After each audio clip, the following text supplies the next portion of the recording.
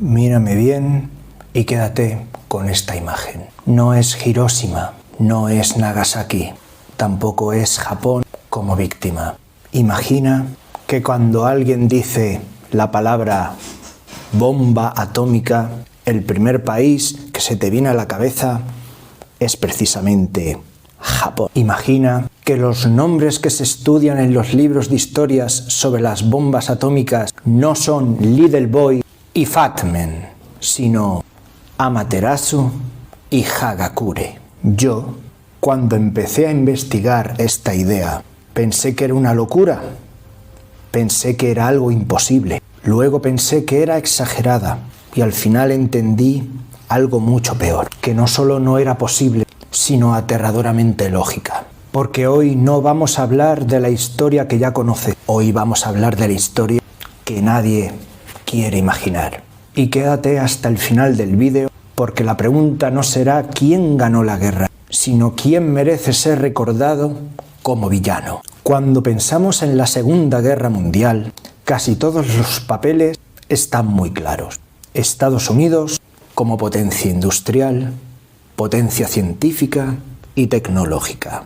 Japón como un imperio derrotado, fanático y llevado al límite. Y la bomba atómica como punto final brutal, pero para algunos necesario. Pero Japón no era un país atrasado, no era katanas contra tanques, como nos gusta simplificarlo.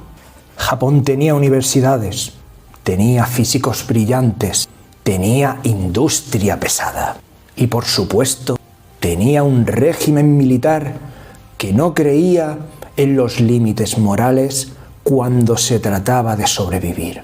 Y ahora hagamos un solo cambio, uno mínimo, pero el más devastador de todo. Imagina que a finales de los años 30 del siglo pasado, Hirohito, el emperador Showa, aprueba personalmente un programa secreto que en nuestra historia real se quedó a medias. Nada de propaganda, nada de debates públicos y nada de discurso, como el proyecto Manhattan estadounidense. Escucha atentamente, en Japón se llamó Proyecto Ni. Al frente de este proyecto colocaron a uno de los mayores físicos del país, Yoshio Nishina, el hombre que entiende que la ciencia ya no va a decidir el futuro, sino que la va a imponer. La orden es clara. Necesitamos un arma que obligue al mundo a detenerse. Japón no solo desarrolla la bomba, sino que la bautiza. Y eso es muy importante. Bajo la dirección de Yoshio Nishina, no se limita a copiar ideas extranjeras, sino que las adapta a una lógica japonesa. Precisión, simbolismo y sacrificio absoluto. La primera bomba recibe el nombre de Amaterasu, la diosa del sol de la mitología japonesa. No es casualidad. Es un mensaje político, cultural y, por supuesto, psicológico. Japón se presenta como un nuevo sol, capaz de iluminar o de arrasar. La segunda se llama Hagakure. Para quien no lo sepa, Hagakure es el texto sagrado del Bushido, el código de honor samurái. El libro enseña que el deber está por encima de la vida, que morir obedeciendo es la máxima forma de honor. Todo esto traducido al lenguaje bélico no es un golpe aislado, esto es una filosofía convertida en arma. Japón entiende algo que nadie más ha entendido todavía. No necesita 100 bombas, solo necesita 2 golpes perfectos. Año 1944, Océano Pacífico, frente a las costas de las islas de Okinawa.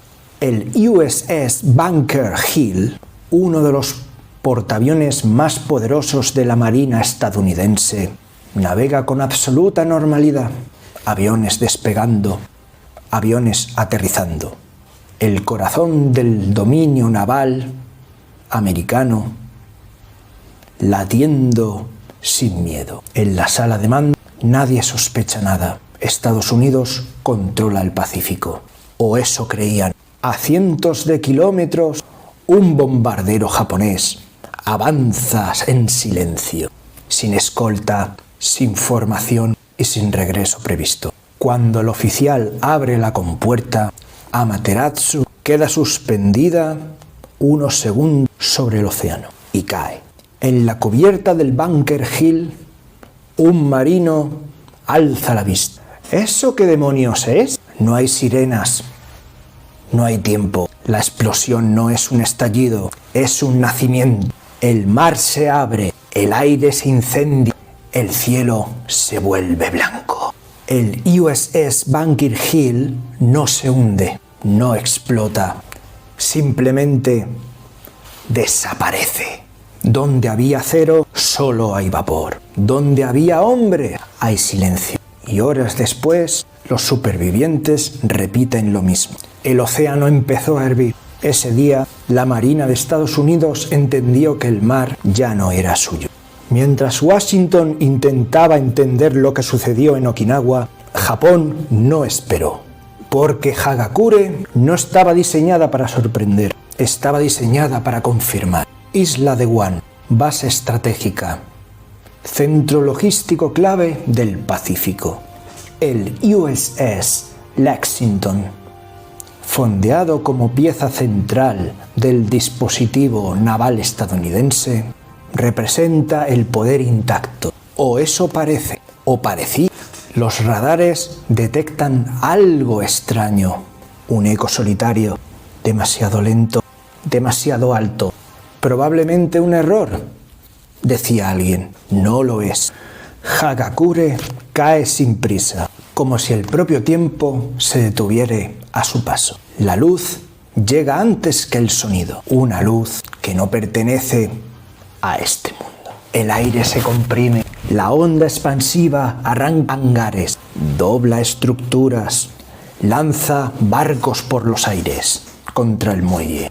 El USS Lexington queda inutilizado unos segundos. Guam no desaparece del mapa, pero deja de ser una base. Se convierte en un mensaje. Japón no ha lanzado la bomba, ha lanzado una certeza.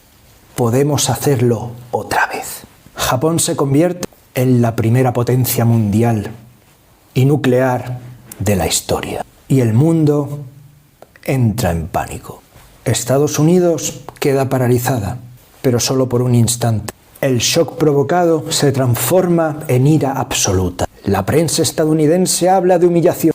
El Congreso estadounidense exige respuestas. Y la población pide venganza. Japón deja de ser un enemigo más, sino que se convierte en el enemigo.